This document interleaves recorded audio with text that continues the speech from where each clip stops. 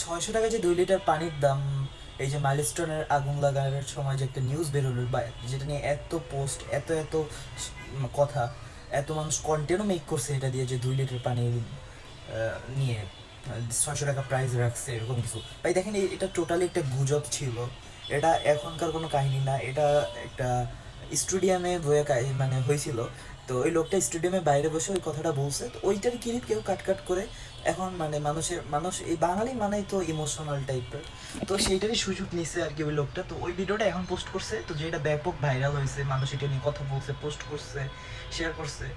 তো কি বলবো ভাই, বাঙালি পারে শুধু গুজব ছড়াতে। বাঙালিদের আর কোনো কাজই নাই, যে এদের মন মানসিকতা নিজের যতদিনই ঠিক না হবে, বাংলাদেশ কখনো উন্নতির দিকে যেতে পারবে না। বাংলাদেশের মানুষের কারণে বাংলাদেশ এত নিচে পড়ে আছে এখনো।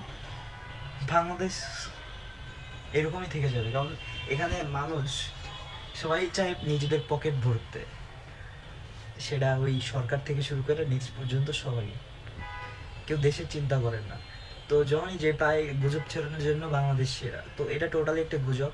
আর একটা কথা জানার ছিল যে এই যে একটা পেজ ছিল, পেজটার নাম ঠিক আমার মনে নেই, কিন্তু ওইটার এই আগুন লাগার বিষয়টা নাকি 24 ঘন্টা আগে শেয়ার দিছিল, বাট অনেকে ওইটা নিয়ে বলছে যে না, এটা ওই ক্যাপশন এডিট করে দিছে।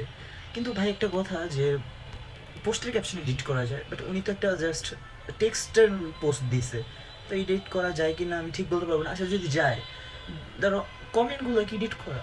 কমেন্টগুলো ছিল অন্তত 200-250 কমেন্ট, 4-5টা কমেন্ট এডিট করলো, 200-250 মানুষ তাদের কমেন্ট এডিট করবে, যে এত টাইম এত সময় আছে তাদের কাছে, বা এতই টাকা পড়ছে যে কমেন্টগুলো এডিট করবে?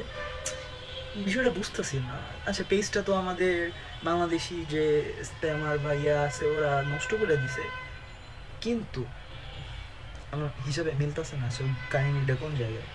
পোস্ট এডিট হইতে পারে, কমেন্ট এত কমেন্ট এডিট